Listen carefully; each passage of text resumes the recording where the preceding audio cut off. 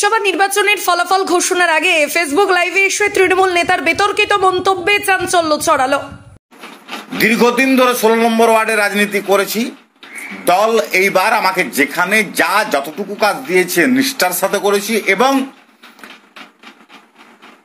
Counting এর দিন পর্যন্ত যা বলবে তাই করব। 16 নম্বর ওয়ার্ডে আমাকে কাউন্সিলরের কথা মতো বাদ দেওয়া হয়েছে। 5 তারিখ থেকে 16 নম্বর ওয়ার্ড কাউন্সিলর লাইভে বলছি, খুকু ঘোষ, কানাই দাস কয়লা সিন্ডিকেট পুলিশের কাছ থেকে যত টাকা পায়, যদি 16 নম্বর ওয়ার্ডে তৃণমূল কংগ্রেস হারে সেই টাকা থেকে তৃণমূল কংগ্রেসের কাউন্সিলর মুনমুন মুখার্জিকে বাদ দিতে হবে।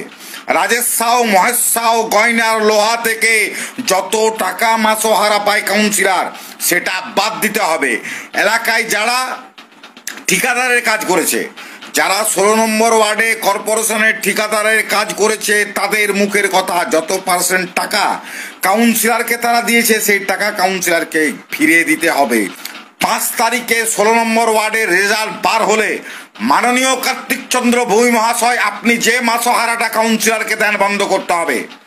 সমস্ত ইলিগেল টাকা, লোহা মাফিয়া, নাম বললাম, আবার বলছি নামগুলো, ভালো করে শুনুন নামগুলো, পরিষ্কার ভাষায় বলছি, গয়না, মহেশ সাউ, রাজেশ সাউ থেকে আরম্ভ করে কানাই দাস, খুকু ঘোষ থেকে আরম্ভ করে কয়লা চলছে এখানে, যতগুলো খাদানের পয়সা কাউন্সিলর যত টাকা দেয়, যারা তৃণমূল এলাকায় গরু পাচার, লোহা পাচার, কয়লা পাচার, মেয়ে পাচার, ড্রাগস পাচার করে যে সকল তৃণমূল কর্মীরা নেতা কাউন্সিলর আর যারা গোপন ভোট তো বললাম 4 তারিখে পরিষ্কার হয়ে যাবে।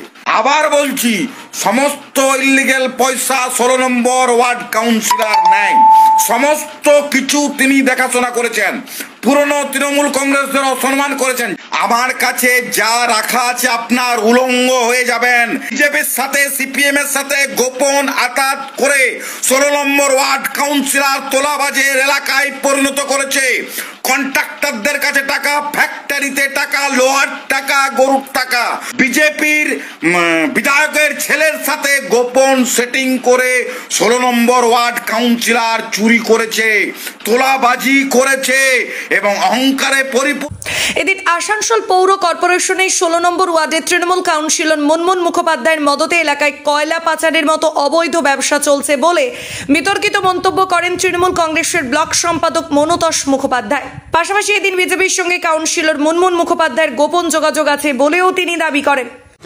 যারা কয়লা চালাচ্ছে, এখানে খুকু ঘোষ, কানাই দাসের ওপেন কয়লা চলছে 16 নম্বর ওয়ার্ডে, সিন্ডিকেট কয়লা চালাচ্ছে, পুলিশ আছে, সবার ফোন বাজেয়াপ্ত করা হোক।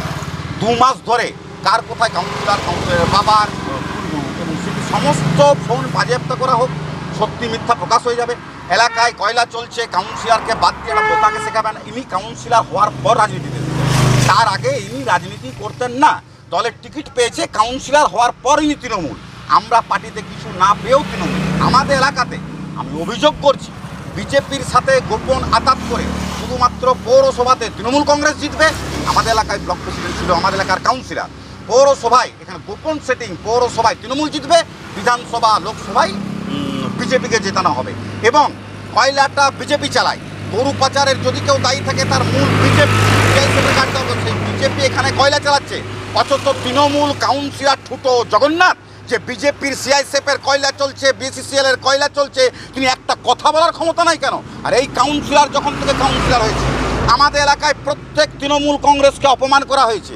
এই কাউন্সিলর যতদিন কাউন্সিলর হয়েছিল, এই কাউন্সিলর আমাদের এলাকায় তৃণমূল কংগ্রেস যারা পুরনো কর্মী সবাইকে জিজ্ঞেস করুন, একাই মনুদা কোনো ব্যাপার না।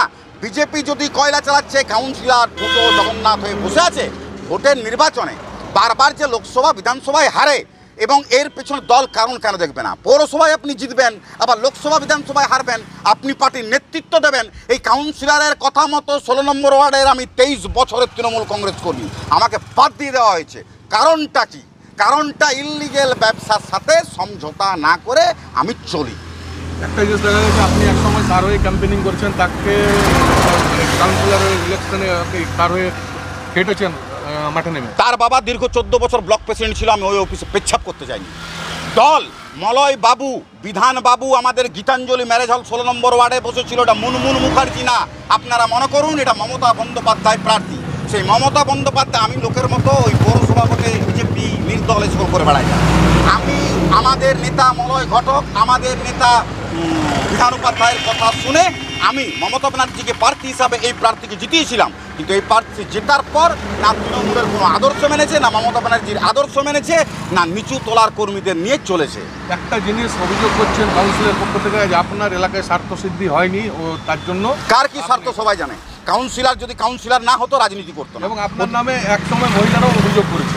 মহিলারা যারা অভিযোগ করেছে, কি অভিযোগ করেছে থানাতে জমা দিতে বলুন। মহিলাদের কোর্টে আপনি বলে দিলেন হবে না, পুলিশে কেস করতে বলুন সেই মহিলাকে, আমার বিরুদ্ধে কোর্ট সবার জন্য খোলা আছে। মানহানি মামলা করতে বলুন আমার বিরুদ্ধে, সেই মহিলাগুলোকে অভিযোগ করতে বলুন। এবং স্বার্থসিদ্ধি হয়নি বলে আপনি এগুলো অভিযোগ করতে বলুন, কোর্টে থানাতে পার্টিকে জানাতে বলুন আমার কি স্বার্থ সিদ্ধি হয়নি, উচ্চ নেতৃত্বকে জানাক। আর যে মহিলারা বারবার বলছে অভিযোগ করছে, যদি হিম্মত থাকে তারা থানাতে কোর্ট খোলা আছে, এটা আমার বাবার সম্পত্তি না, সেখানে গিয়ে আমার বিরুদ্ধে অভিযোগ করুন। তবে এই সমস্ত অভিযোগকে মিথ্যা ও ভিত্তিহীন দাবি করে কাউন্সিলর মুনমুন মুখোপাধ্যায় কি বললেন শোনাবো। এটা একটা হাস্যকর অভিযোগ। প্রথম কথা বলি যে অভিযোগটি একেবারে ভিত্তিহীন। আর দ্বিতীয় কথা হচ্ছে যে হাস্যকর এই কারণে বললাম যে এত বড়, ওর কথা অনুযায়ী যদি আমি চলি, একটা সিন্ডিকেট চলে বা কয়লার বিভিন্ন ব্যবসা চলছে, সেখানে কাউন্সিলর একটা চুনোপুটি মাত্র। কাউন্সিলরের সেই ক্ষমতাই থাকে না যে সে এত বড় একটা ব্যবসা সে ডিল করবে। তো অভিযোগও ভিত্তিহীন এবং যে অভিযোগটা করছে সেটা অত্যন্ত হাস্যকর। আমরা দলের বিভিন্ন স্তরে এইটা জানিয়েছি, দল নিশ্চয়ই সেই ব্যবস্থা নেবে। আর আমি দুটো কথা বলতে চাই অভিযোগকারীর সম্পর্কে। তার কিছু প্রিভিয়াস ট্র্যাক রেকর্ড আমি জানাতে চাই আপনাদের মাধ্যম দিয়ে, যে আমাদের এখানকার মানুষ ম্যাক্সিমাম জনই 90% মানুষই জানে যে তার নেচারটা কী। তার মেন্টালও ডিফেক্ট আছে এবং সে বিভিন্ন সময় তার স্বার্থ সিদ্ধিতে যখন ব্যাঘাত ঘটে সে বিভিন্ন জায়গায় এইভাবে আঘাত করতে থাকে এবং তার আঘাত করার এই একটা অস্ত্র হচ্ছে সোশ্যাল মিডিয়া। সে সোশ্যাল মিডিয়ায় ফেসবুক লাইভ করে নিজেকে হিরো ভাবতে থাকে এবং সেই নিজেকে হিরো ভেবে সে বিভিন্ন রকম মন্তব্য, যার কোনো ভিত্তি থাকে না, সে বিভিন্ন জনের মাধ্যমে করতে থাকে। এবার আমার বিরুদ্ধে এই কিছুদিন ধরে, কিছু মাস ধরে সে বিভিন্ন রকম অভিযোগ করে যাচ্ছে। তার কারণটা কি? তার কারণ হচ্ছে যে আমার প্রতি তার কিছু ব্যক্তিগত আক্রোশ তৈরি হয়েছে, কিছু পার্সোনাল গ্রাজ থেকে সে বিভিন্ন অ্যাঙ্গেল থেকে আমাকে ডিফেম করার চেষ্টা করছে, আমার সম্মানহানি করছে। তার কারণ, যখন কাউন্সিলর ইলেকশনের আগে ক্যাম্পেনিং চলে সে আমার সাথে ছিল। ক্যাম্পেইন চলাকালীন সে বিভিন্ন প্রচারে বিভিন্ন জায়গায় আমার হয়ে গেছে, আমার সাথে থেকেছে। পরে আমি বুঝতে পারি তার উদ্দেশ্য একটাই ছিল, যদি আমি কাউন্সিলর হতে পারি তাহলে সে বিভিন্ন ক্ষমতা তাকে যেন দেওয়া হয় যাতে সেটার সে অপপ্রয়োগ করতে পারে। কীরকম না, আমার আগের কাউন্সিলরে যে টেনিউরিটি ছিল আমি আসার আগে, সেই সময় তার একটা পাবলিক ইমেজ খুব খারাপ হয়েছিল। সে বিভিন্ন জায়গা থেকে টাকা তুলতো, কাউকে বলতো বাড়ি করে দেবো, কাউকে বলতো সার্টিফিকেট বানিয়ে দেবো, কাউকে বলতো আমি গিয়ে ডেথ সার্টিফিকেট করিয়ে এনে দিয়েছি।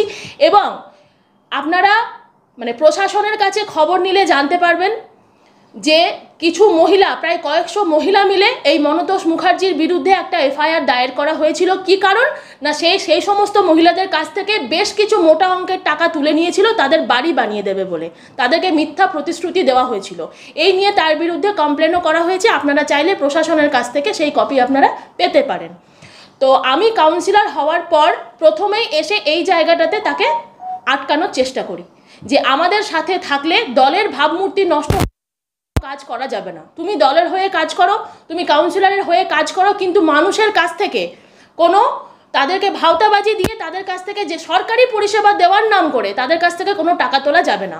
তখন থেকেই তার আমার ওপরে একটা আক্রোশ তৈরি হয়, কারণ আমি চেয়েছিলাম যে ট্রান্সপারেন্টভাবে যাতে আমাদের এই কাউন্সিলরশিপটা চলে এবং আমরা সরকারি পরিষেবা মানুষের মধ্যে পৌঁছে দিতে পারি। হ্যাঁ, এটা ঠিক কথা যে হয়তো 500 জনের করতে পারছি, 100 জনের করতে পারছি না, সেটা আলাদা ব্যাপার, কিন্তু তাই বলে এই টাকা তোলা মানুষের কাছ থেকে এটা করতে পারিনি এবং তাকে প্রথমেই এসে আমি এটা সতর্ক করে দিয়েছিলাম।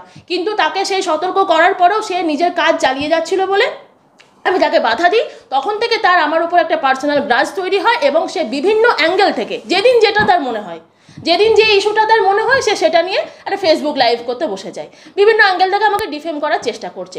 কিন্তু ওর নেচার আমাদের এরিয়া সবাই জানে, ওর অ্যাগেনস্টে কমপ্লেন বিভিন্ন অ্যাঙ্গেল থেকে আছে। ওই যে মহিলাদের কথা বললাম, কিছুদিন আগে আমাদের এখানে দুর্গাপূজা কমিটিকে নিয়ে সে বিভিন্নভাবে নোংরা কথা বলেছিল এবং তারাও তার অ্যাগেনস্টে কমপ্লেন করেছে।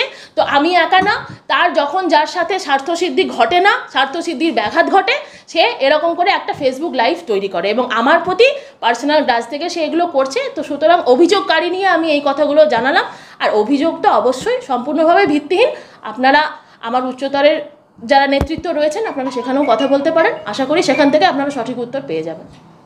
এটা নিয়ে কি কিছু উচ্চ নেতৃত্বকে জানানো বা হ্যাঁ, উচ্চ নেতৃত্বকে আমি অনেকবার জানিয়েছি। যেহেতু যে অভিযোগ করছে সে একজন আমাদের কুলটি ব্লক তৃণমূল কংগ্রেস মাদারের ব্লক সেক্রেটারি পদে রয়েছে, সেই সূত্র ধরেই আমার ব্লক প্রেসিডেন্টকে জানানো। আমি বহুবার জানিয়েছি যে যাতে একটা মানে নেতৃত্বের মধ্যে তো সে আছে, আমাদের দলের মধ্যে আছে, সে থেকে দলের কাউন্সিলরকে বিভিন্ন তার ভাবমূর্তি নষ্ট করার চেষ্টা করছে। হয়তো সে কাউন্সিলরকে অ্যাটাক করছে, যেহেতু আমি তার স্বার্থসিদ্ধি হতে দিইনি, কিন্তু একটা দলের কাউন্সিলরকে করা মানে তো দলকেও ডিফেম করা।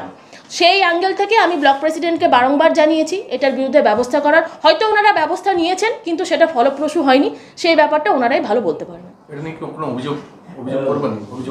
হ্যাঁ, অভিযোগ আমরা অলরেডি কুলটি থানায় একটা জানিয়েছি এবং আমরা সাইবার ক্রাইমেও জানাবো, আমরা ডিফেমেশনও মামলা করারও চেষ্টা করছি, আমরা এটা নিয়ে এগোবো। এই বিষয়ে বিজেপি নেতা টিঙ্কু বর্মা কি জানালেন দেখুন। এই দলের কোনো শৃঙ্খলা যদি থাকতো তো দলের মধ্যে এই ধরনের আচরণ হতো না। আজকে 2024 যে ইলেকশন 16 নম্বর ওয়ার্ডে আমরা জয় হচ্ছি, তার ভয়ে কাউন্সিলর আর তার সঙ্গসাথীরা নিজেদের মধ্যে আরোপ প্রত্যারোপ করে দেখাতে চাইছে কি আমি হারাইনি, ও হারিয়েছে, ও হারায়নি, আমি হারিয়েছে। মানে কোম্পানির পার্টি তো এটা, দলের তো শৃঙ্খলা বলতে কিছু নয়। কোম্পানিতে যেমনি পরিণত হয় আমি ভাই স্যার আমার ভুল হয়নি, এটা ওই ধরনের পার্টি এটা। তো নিজের ঘাটটা অন্য লোকের উপরে চাপানোর একটা সৃষ্টি চলছে। আর টিএমসি কাউন্সিলর তার 16 নম্বর ওয়ার্ডে কী কী হচ্ছে তিনি কাউন্সিলরই জবাব দেবেন।